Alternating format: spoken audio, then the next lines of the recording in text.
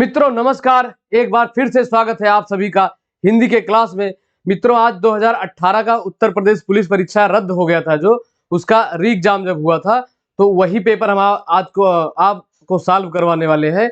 जो दोबारा परीक्षा कराई गई थी उसमें जो हिंदी के महत्वपूर्ण प्रश्न हैं उसको लेकर हम आए हैं। तो आइए प्रश्नों को देखते हैं। प्रश्न नंबर 1 है साथियों, चौपाई के प्रत्येक चरण में कितनी मात्राएं होती हैं? चौपाई के प्रत्येक चरण में कितनी मात्राएं होती हैं? तो चौपाई एक सममात्रिक छंद है। किस प्रकार का छंद है? एक सममात्रिक छंद है। तो इसमें कैसे हो जाएंगे? इसमें 16-16 मात्राएं होती हैं। चौपाई के प्रत्येक चरण में 16-16 मात्राएं होती है और यह एक सममात्रिक छंद होता है। ठीक, अगला प्रश्न है, काली घटा का घमंड घटा। काली घटा का घमंड घटा, यहाँ पर घटा 2 बार आया है। तो इसमें पूछा गया इस घटा में, इस पंक्ति में, इस वाक्य में कौन सा अलंकार होगा? तो ऑप्शन ए है यमक, ऑप्शन बी है उपमा, ऑप्शन सी है अनुप्रास, ऑप्शन डी है रूपक। तो यमक क्या होता है? इसमें जैसे एक सुने थे आप, कनक कनकते 100 गुनी, तो एक शब्द के कई अर्थ निकलते हैं। तो इसमें जैसे घटा है, एक घटा है, इसमें एक घटा का मतलब हो जाएगा बादल। क्या होगा? बादल। और एक घटा का मतलब होता है घटना, घट जाना। तो इसका होगा बादल होगा और इसका घटना होगा। ठीक, इसके वाले का घटना होगा। मतलब कहने का मतलब जो घटा 2 शब्द आई है, 2 बार यूज हुआ है, प्रयोग हुआ है। एक घटा का मतलब बादल होता है और एक घटा का मतलब घट जाना। ठीक, तो यहाँ पर कौन सा अलंकार हो जाएगा? यमक अलंकार हो जाएगा। ठीक, और उपमा क्या होता है? जब हम किसी सजीव निर्जीव वस्तु को सजीव के से तुलना कर देते हैं, जैसे चरण कमल, कमल को चरण बता देते हैं, चरण को कमल बता देते हैं, तो वह उपमा अलंकार होता है। ठीक, और तो इसमें काली घटा का घमंड घटा क्या हो जाएगा? इसमें यमक अलंकार हो जाएगा। अगला प्रश्न है साथियों, वर्णों के कितने भेद होते हैं? वर्णों के कितने भेद होते हैं? तो वर्ण मतलब अक्षर होता है। तो वर्णों के कितने भेद होते हैं? ये 2 भेद होते हैं। कौन कौन से होते हैं? एक होता है स्वर और एक होता है व्यंजन। क्या होता है मित्रों? व्यंजन। ठीक, स्वर कितने होते हैं साथियों? स्वर 11 होते हैं। और व्यंजन कितने होते हैं? व्यंजन होते हैं 33। ठीक, स्वर 11 होते हैं और व्यंजन 33 होते हैं। तो इस प्रकार वर्णों के कितने भेद हो गए? 2 भेद हो गए, स्वर और व्यंजन। अगला प्रश्न है मित्रों, निम्नलिखित में से कौन सा शब्द स्त्रीलिंग है? इसमें कौन सा शब्द स्त्रीलिंग है आपको बताना है।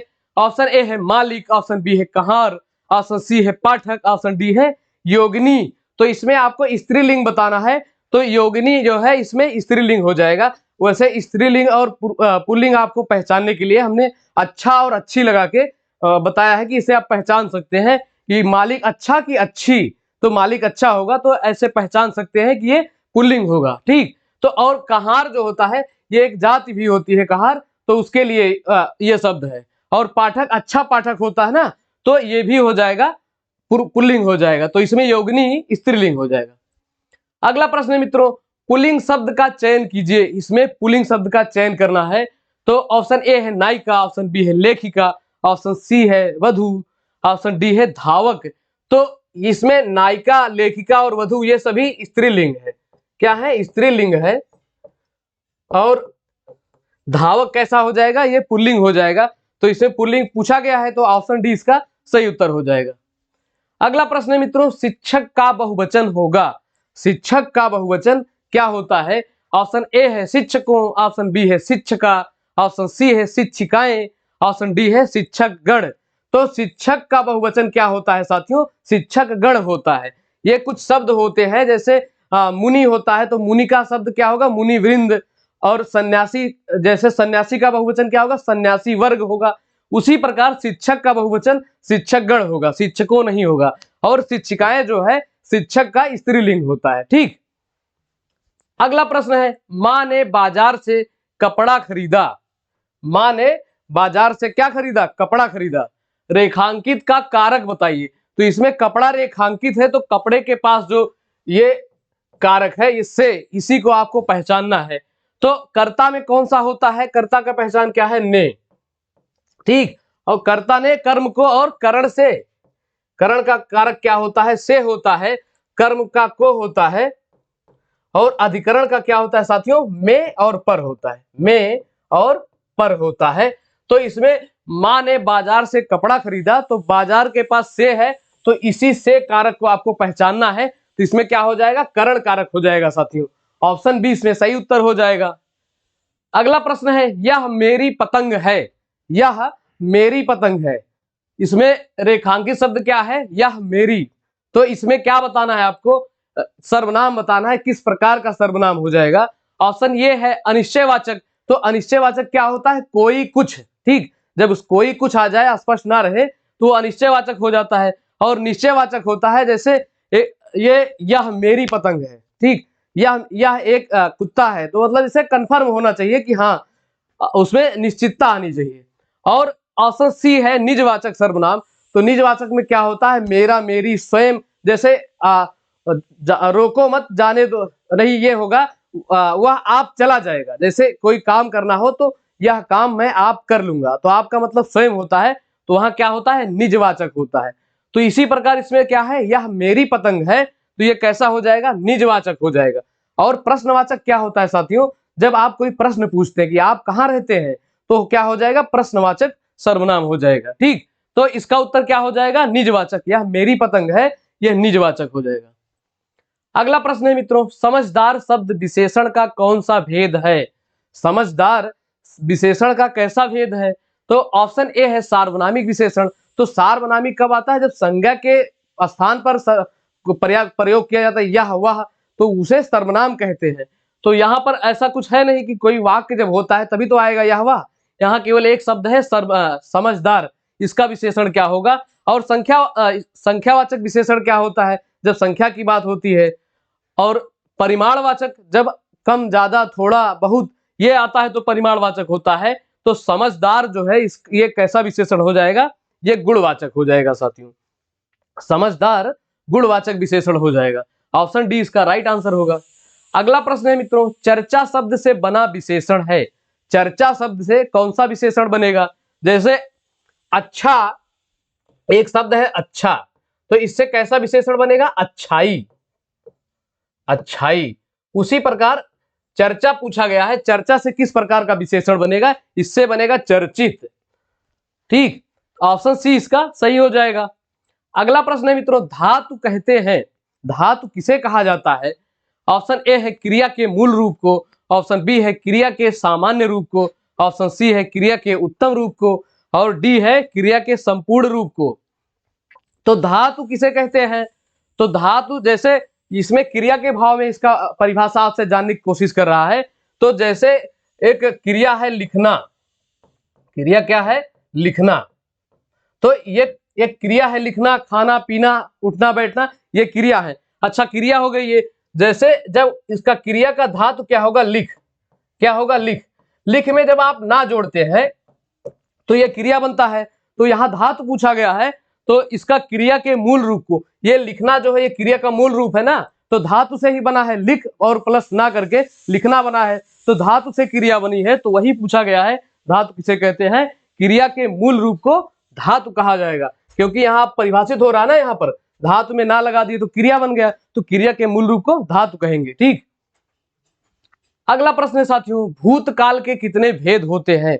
भूतकाल के कितने भेद होते हैं, तो भूतकाल के मित्रों ये 6 भेद होते हैं, ठीक। कौन कौन से होते हैं, एक होता है सामान्य भूतकाल, सामान्य भूतकाल, एक होता है पूर्ण भूतकाल, एक होता है अपूर्ण भूतकाल, और एक होता है हेतु हेतुमत भूतकाल, हेतु हेतु मद भूतकाल, और एक होता है 2 2 4 हो गया, और एक होता है सामान्य भूतकाल हो गया, पूर्ण भूतकाल, अपूर्ण, हेतु, एक होता है संदिग्ध भूतकाल। क्या होता है साथियों, संदिग्ध भूतकाल, ठीक। तो और एक होता है आसन्न भूतकाल। क्या होता है, आसन्न भूतकाल। आसन्न मतलब जो अभी अभी हुआ हो, ठीक। तो ये 6 भेद हो गए। ये पहला हो गया सामान्य, दूसरा हो गया पूर्ण, तीसरा हो गया अपूर्ण, और चौथा हो गया हेतु हेतुमत, चौथा 5वां हो गया संदिग्ध, और 6वां हो गया आसन्न। तो भूतकाल के 6 भेद हो गए साथियों, ये 6 भेद हैं, ठीक। अगला प्रश्न है, तद्भव शब्द बने हैं। तद्भव शब्द किन्हें कहते हैं, या तद्भव हम किन्हें कहेंगे, तो इसमें ऑप्शन देखा जाए, ऑप्शन ए है हिंदी के मूल शब्दों से, ऑप्शन बी है विदेशी शब्दों से, ऑप्शन सी है उर्दू शब्दों में बदलाव से, ऑप्शन डी है संस्कृत में कुछ बदलाव से। तो तद्भव किन्हें कहा जाता है? जब संस्कृत शब्दों में थोड़ा बदलाव हो जाता है, या यूं कह लिया जाए कि हम देसी भाषा में कुछ बोल देते हैं, तो इसी को क्या कहा जाता है? तद्भव कहा जाता है। और तत्सम क्या होते हैं? तत्सम जो संस्कृत से सीधे के सीधे वाक्यों में प्रयोग किए जाते हैं, या सीधे बोल दिया जाता, सीधे ले लिया जाता है, उसे क्या कहते हैं? तत्सम कहते हैं। ठीक, आप सीधे सीधे याद रखिए कि संस्कृत के शब्द ही तत्सम है, बस इतना याद रखिए। और तद्भव उससे थोड़ा भटक कर होता है। ठीक, अगला प्रश्न है तत्सम शब्द पहचानिए। इसमें तत्सम शब्द पहचानना है, तो इसमें तत्सम शब्द क्या हो जाएगा? निद्रा हो जाएगा। इसका तद्भव क्या होगा साथियों? नींद होगा, नींद होगा। ये बिंदी बहुत जरूरी है, नींद लिखते टाइम यह जरूर लिखना। ठीक, और कान का तत्सम क्या होगा? कान का तत्सम क्या होगा? कर्ण होगा। मोर का तत्सम क्या होगा? मयूर होगा, मयूर होगा। और बंदर का क्या होगा? वानर होगा, वानर। ठीक, ये तीनों इसके तत्सम शब्द हैं। कान का कर्ण, मोर का मयूर और बंदर का वानर। ठीक, और निद्रा जो है ये तत्सम में था, तो तत्सम को हमें बताना था। अगला प्रश्न है पर्याय शब्दों का कौन सा समूह सही नहीं है? पर्याय का मतलब पर्यायवाची या समानार्थी। तो इसका कौन सा सही नहीं है? ऑप्शन ए है पाठशाला, विद्यालय, स्कूल, ये बिल्कुल सही है। ऑप्शन बी है नारी, महिला, औरत, ये भी सही है। ऑप्शन सी है पहाड़, पर्वत और पुस्तक, ये जो है गलत है। ठीक, और आग, अग्नि और अनल ये एक ही है। अगला प्रश्न है मित्रों, इनमें से सही विलोम शब्द युग्म कौन सा है? इसमें सही विलोम शब्द युग्म बताना है।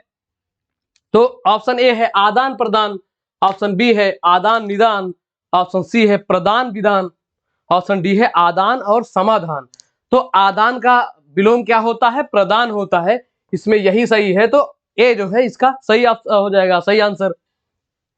अगला प्रश्न है साथियों, और शब्द के अनेकार्थी शब्द समूह का चयन कीजिए। और शब्द का अनेकार्थी शब्द कैसा होगा? तो सॉरी, ऑप्शन ए है मित्रों अन्य, उसका। ऑप्शन बी है दूसरा तथा, ऑप्शन सी है सब परंतु, ऑप्शन डी है परंतु और अपना। तो और का समानार्थी या पर्यायवाची या अनेकार्थी क्या हो जाएगा? और का अनेकार्थी शब्द क्या हो जाएगा? दूसरा और तथा। क्या हो जाएगा? दूसरा तथा। जैसे कहते हैं राम और श्याम, तो इसका हो गया ना, राम और दूसरा कौन सा है? श्याम। तो और का समानार्थी क्या हो जाएगा? दूसरा तथा। और जो ये और शब्द है, आपको लिख के बताते हैं, ये और शब्द जो है ये अपने आप में मित्रों अव्यय है। क्या है? अव्यय है। और अव्यय कैसे होते हैं साथियों? अव्यय अविकारी होते हैं। जैसे एक शब्द है तथा, जो जो और का अनेकार्थी भी है, तथा है, या एक शब्द है अथवा। तो अविकारी होने का मतलब क्या होता है? जब इसको आप वाक्यों में प्रयोग करेंगे तो इसके पहले या बाद में कुछ भी रखेंगे, इस पर कोई प्रभाव नहीं पड़ेगा। ठीक, जैसे और लगाएंगे राम और श्याम, और तथा लगाना हो जैसे रहीमन और रहीम, रहीमन तथा रहीम, तो मतलब कहने का मतलब इसके वाक्यों में कोई परिवर्तन नहीं आएगा। तो यही होता है अव्यय, अव्यय होता है अविकारी। ठीक, अगला प्रश्न है जो काम करना कठिन हो। जो काम करना कठिन हो वाक्यांश के लिए एक शब्द है। तो जो काम करना कठिन होता है उसके लिए एक शब्द क्या होता है? ऑप्शन ए है दुष्कर। तो दुष्कर क्या होता है? एक बुरा कार्य होता है। दुष्कर मतलब जैसे दुष् होता है, ये ऐसे होता है। दुष् मतलब क्या होता है? बुरा होता है। ठीक, तो ऑप्शन ए का मतलब यह हो गया दुष्कर, ये काम कठिन होने का नहीं होगा। और ऑप्शन बी है दूभर। तो जो काम करना कठिन होता है, कैसे आपको कोई परेशान कर रहा हो, कठिनाई दे रहा हो, तो आप कहते नहीं कि अरे यार ये तो काम करना दूभर कर दिया, मतलब काम करना कठिन कर दिया है। तो बी जो है इसका सही ऑप्शन हो जाएगा। और सी जो है कठिन, ये बिल्कुल नहीं होगा। जो काम करना कठिन हो उसका मतलब कठिन थोड़ी नहीं होता है, उसका मतलब क्या होता है? दूभर होता है। और असंभव होता है, जो काम करना संभव ही ना हो उसे कहते हैं असंभव कार्य। क्या कहते हैं? असंभव कार्य। ठीक, अगला प्रश्न है मित्रों, पक्षी पेड़ों पर अपना डॉट डॉट बनाते हैं, सही शब्द भरिए। तो पक्षी पेड़ों पर अपना क्या बनाते हैं? घोंसला बनाते हैं। और घोंसले का पर्यायवाची क्या होता है साथियों? नीड़ होता है। क्या होता है? नीड़ होता है। ध्यान दीजिए, अगर यहाँ डा के नीचे अगर ये ड़ा पे जैसे कभी कभी ये दे दिया जाता है नीड, तो वो इंग्लिश का शब्द हो जाएगा। नीड मतलब आवश्यकता, वो फिर घोंसले का मतलब नहीं रह जाएगा। ठीक, अगला प्रश्न है, अनु उपसर्ग से बना शब्द है। अनु उपसर्ग से कौन सा शब्द बना है? तो जैसे अनुपमा हो जाएगा, तो इसको आप लिखेंगे अन प्लस उपमा। उपसर्ग जो है मूल शब्द के आगे लगता है, पहले लगता है, प्रत्यय मूल शब्द के पीछे लगता है। ये पूछा जाता है, इसलिए आपको बता रहे हैं। और अंतर जो हो जाएगा, अंतर में प्रत्यय है, ये है अंत और रा, तो इसमें क्या है? प्रत्यय है साथियों, इसमें तो उपसर्ग है ही नहीं है। और अनुत्तर जो होता है, ये होता है अन प्लस उत्तर। तो आपको पूछा गया है अनु उपसर्ग, तो जो अनुचर है ये है अनु प्लस चर। क्या है? अनु प्लस चर। तो इसमें अनु उपसर्ग ठीक ठीक मिला गया है अनुचर। अनुचर मतलब क्या होता है? पीछे चलने वाला, पीछे पीछे चलने वाला। ठीक, या अनुयायी कहते हैं, अनुचर अनुयायी। तो ऑप्शन ए इसका सही उत्तर हो जाएगा साथियों। अगला प्रश्न है, भुलक्कड़ शब्द में किस प्रत्यय का प्रयोग हुआ है? भुलक्कड़ शब्द में किस प्रकार का प्रत्यय प्रयोग हुआ है? तो जब आप भुलक्कड़ लिखेंगे, ये हो जाएगा, इसका मूल शब्द हो जाएगा भूल प्लस अक्कड़। अक्कड़ बक्कड़ बम्बे बोल खेले कि नहीं? अक्कड़ बक्कड़ बम्बे बोल 80 90 पूरे 100। ठीक, तो ये क्या होगा? भुलक्कड़ शब्द में प्रत्यय बताना है, तो प्रत्यय पीछे लगता है, तो इसमें मूल शब्द क्या हो जाएगा? भूल, और इसमें प्रत्यय क्या हो जाएगा साथियों? अक्कड़ हो जाएगा, प्रत्यय अक्कड़ हो जाएगा। तो ऑप्शन सी इसका राइट आंसर हो जाएगा। ठीक, अगला प्रश्न है, गीतांजलि का सही संधि विच्छेद है। इसको गीतांजलि कभी मत पढ़िए, गीतांजलि पढ़ा जाता है। सही सही शब्द इसको गीतांजलि। हिंदी अगर आप अच्छे से पढ़ते हैं और इसकी तैयारी अच्छे से करते हैं, तो इसको बोलना भी आपको अच्छे से उसी प्रकार आना चाहिए। ठीक, तो गीतांजलि में कैसा संधि हो जाएगा, या इसका संधि विच्छेद क्या हो जाएगा? ये हो जाएगा गीत प्लस अंजलि। क्या हो जाएगा? गीत प्लस अंजलि। और जब इसको आप मिलाएंगे, इसको लिखेंगे गीत प्लस अंजलि, अंजलि, तो इसमें ता से एक आ निकलेगा मित्रों, और ये आ ही है, तो ये मिलकर क्या बन जाएगा? बड़ा आ बन जाएगा। ठीक, और सजातीय स्वर जब मिलकर कोई संधि बनाते हैं, तो उसे क्या कहा जाता है? उसमें कौन सी संधि होती है? उसमें दीर्घ संधि होती है साथियों। क्या होती है? दीर्घ संधि होती है। जब सजातीय स्वर खुद से मिलकर कोई संधि बनाते हैं, जैसे आ मिलकर जब बड़ा आ बनाएंगे, या ई मिलकर बड़ी ई बनाएंगे, उ मिलकर बड़ा उ बनाएंगे, तो कौन सा संधि हो जाएगा? उसमें दीर्घ संधि हो जाएगा। तो गीतांजलि का सही संधि विच्छेद गीत प्लस अंजलि होगा, और इसमें संधि क्या होगी? दीर्घ संधि होगी। अगला प्रश्न है साथियों, सभी मिलकर स्कूल जाता है। सभी मिलकर स्कूल जाता है वाक्य का शुद्ध रूप होगा, तो इसका शुद्ध रूप क्या होगा? सभी मिलकर स्कूल गए, सभी मिलकर साथ स्कूल जाते हैं, सभी मिलकर स्कूल जाते हैं, सभी साथ स्कूल जाते हैं। तो सभी मिलकर स्कूल जाता है का सही क्या हो जाएगा? सभी मिलकर स्कूल जाते हैं। ठीक, ऑप्शन सी इसमें सही हो जाएगा, सभी मिलकर स्कूल जाते हैं। अगला प्रश्न है साथियों, रसोईया में कौन सा समास होगा? रसोईया में कौन सा समास होगा? तो अव्यय किसमें आता है? अव्ययी भाव समास कैसा होता है? जिसमें तथा, भर, हर ये शब्द आ जाए, कहने का मतलब अव्यय आ जाए। अभी अव्यय आपको पीछे क्वेश्चन में बताए है ना कैसे होता है अव्यय, ये अपरिवर्तित रहता है अव्ययी भाव समास। तो इसमें इसकी पहचान क्या है? तथा, भर, हर ये सब जब आ जाए तो अव्ययी भाव समास होता है। और रसोईया जब आप इसका समास विग्रह करेंगे, तो ये हो जाएगा, रसोईया का मतलब क्या होता है? रसोई के लिए घर या रसोई घर। ठीक, तो ये हो जाएगा रसोई के लिए घर, रसोई के लिए घर, या रसोई घर भी बोल सकते हैं। ठीक, तो इसमें के लिए घर, तो इसमें जो के लिए आ गया मित्रों, तो इसमें ये के लिए क्या है? ये कारक है, परसर्ग। अच्छा, कारक को परसर्ग भी कहते हैं, ये भी साथ साथ जानते रहिए। तो जिस समास में कारक या परसर्ग आते हैं, उसको हम क्या कहते हैं? तत्पुरुष समास कहते हैं मित्रों। और द्विगु समास कैसा होता है? ये गिनती वाला समास होता है। कैसा? गिनती वाला या संख्या वाला। जैसे पंचवटी, ठीक, पंजाब, 5 नदियों का समूह। पंजाब का नाम पंजाब क्यों पड़ा है? क्योंकि वहां 5 नदियां आकर मिलती हैं, इसलिए उसे पंजाब कहा जाता है। ठीक, और द्वंद्व का क्या होता है? जब बीच में योजक चिन्ह आ जाए, जैसे माता पिता, राम सीता, ठीक, या और का भाव आ जाए तो वहां पर क्या हो जाएगा, द्वंद्व समास हो जाएगा। और रसोईया में मित्रों तत्पुरुष समास होगा। ठीक, अगला प्रश्न है मैं खाता हूं, कर्मवाच्य रूप होगा। मैं खाता हूं, इसका कर्मवाच्य बनाना है। वाच्य मित्रों तीन प्रकार के होते हैं। कर्मवाच्य होता है, एक कर्तवाच्य होता है और तीसरा भाववाच्य होता है। तो भाववाच्य की पहचान है कि उसमें नहीं आएगा ही आएगा। ठीक, तो भाववाच्य को एक ऐसे ओरल ही याद किए रहिए। तो इसमें क्या पूछा है, कर्मवाच्य रूप होगा। तो इसका देखते हैं, मुझसे खाया जाता था। ये जो है वाक्य किसमें है, वर्तमान काल में है, तो ये किसमें रख दिया, ये भविष्य भूतकाल में रख दिया जाता था, तो ये तो पहले ही गलत हो जाएगा। मेरे से खाया जाता है, तो मेरे को तेरे को ये हिंदी में नहीं होता है, ये अशुद्ध माना जाता है। ठीक, और सी क्या है, मुझसे खाया नहीं जाता है, इसमें क्या हो जाएगा साथियों, ये भाववाच्य हो जाएगा।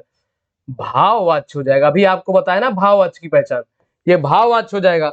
और मैं खाता हूं, इसको जब कर्मवाच्य में आप बदलेंगे तो मुझसे खाया जाता है, ये इसका सही हो जाएगा। और इसको आप पहचानेंगे कैसे कि भाववाच्य है, कर्मवाच्य में हुआ कि नहीं हुआ।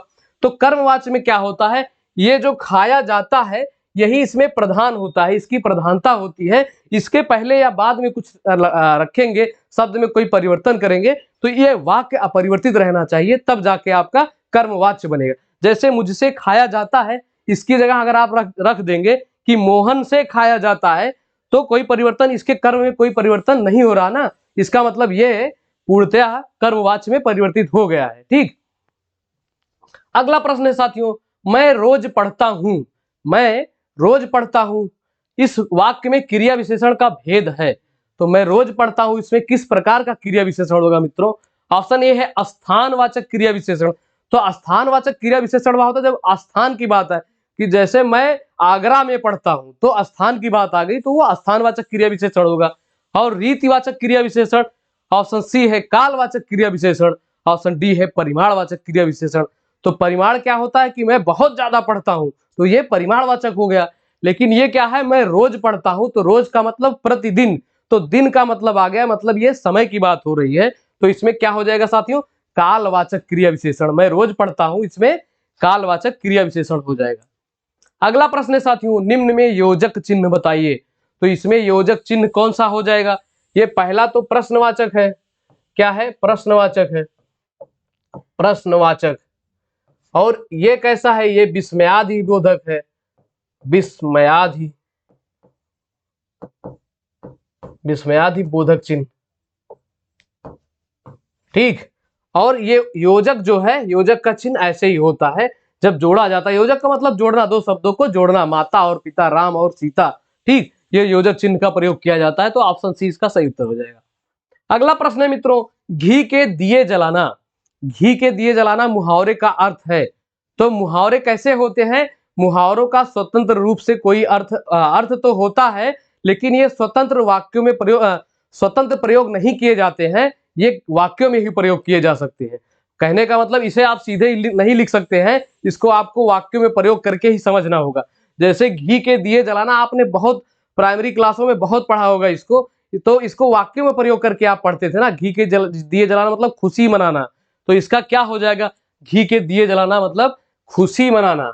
और मुहावरे का तो वाक्यों में प्रयोग किए जाते हैं, और जो लोकोक्तियां होती हैं, लोगों द्वारा कही गई उक्तियां होती हैं, इनका स्वतंत्र प्रयोग होता है, इनका स्वतंत्र प्रयोग होता है। आप कहीं भी इसका प्रयोग कर सकते हैं, लेकिन ये मुहावरे जो है इनका स्वतंत्र प्रयोग नहीं होता है, ये प्रश्न बनाकर पूछा जाता है, इसलिए हम आपको इतने विस्तार से बता रहे हैं। ठीक, अगला प्रश्न है, लोकोक्ति का सामान्य अर्थ है। देखिए इसमें लोकोक्ति का अर्थ ही पूछ लिया है कि लोकोक्ति का मतलब क्या होगा। ऑप्शन ए है लोग की उक्ति, ऑप्शन बी है लोक की बातें, ऑप्शन सी है लोगों की लेख, ऑप्शन डी है अच्छी बातें। तो लोकोक्ति का मतलब क्या होता है, लोग द्वारा कही गई बातें, लोगों की उक्ति। तो अगर इसमें उक्ति और बातें दोनों आ गया है, तो इसमें आपको सबसे उचित उत्तर क्या होगा, लोक की उक्ति। क्योंकि इसको अलग करके एक में मिला के लिख दिया गया है और अलग करके लिख गया, इसका मतलब ही होता है लोक की उक्ति या लोगों की बातें। तो यहाँ लोगों की उक्ति जो है सही हो जाएगा। अगला प्रश्न है मित्रों, चमक उठी सन 57 में वो तलवार पुरानी थी। क्या है, चमक उठी वो सन 57, चमक उठी सन 57 में वो तलवार पुरानी थी, इस वाक्य में क्या बताना है आपको, रस बताना है। तो इसको पढ़ने से कुछ भाव आ रहा है ना वीरता का, तो इसमें कैसा हो जाएगा, इसमें वीर रस हो जाएगा साथियों। ऑप्शन बी इसका सही हो जाएगा। ठीक, इसमें कैसा हो जाएगा, वीर रस हो जाएगा। अगला प्रश्न है मित्रों, अतीत के चलचित्र किसकी रचना है? अतीत के चलचित्र किसकी रचना है? अतीत के चलचित्र गिल्लू और निहार रश्मि, ये सब किसकी रचना है साथियों? ये महादेवी वर्मा की रचनाएं हैं। किसकी है? महादेवी वर्मा की रचनाएं। अगला प्रश्न है, जयद्रथ वध किसकी रचना है? जयद्रथ वध किसकी रचना है? ऑप्शन ए है जयशंकर प्रसाद, ऑप्शन बी है मैथिली शरण गुप्त, ऑप्शन सी है सूर्यकांत त्रिपाठी, निराला इन्हें कहा जाता है, ऑप्शन डी है सुमित्रा नंदन पंत। तो जयद्रथ वध, इंद्रजाल, आकाश, ये सब किसकी कृतियां हैं? ये जयशंकर प्रसाद जी की कृतियां हैं। ऑप्शन ए इसका सही उत्तर हो जाएगा। तो मित्रों प्रश्न इतने ही थे, बाकी गद्यांश के जो थे तो गद्यांश तो लग ही जाते हैं, इसलिए उसको हम इंक्लूड नहीं करते हैं। तो मित्रों चैनल को सब्सक्राइब करिएगा, वीडियो को लाइक करिएगा और साथ बनाए रखने के लिए साथियों बहुत बहुत धन्यवाद। जय हिंद, जय भारत, जय हिंद।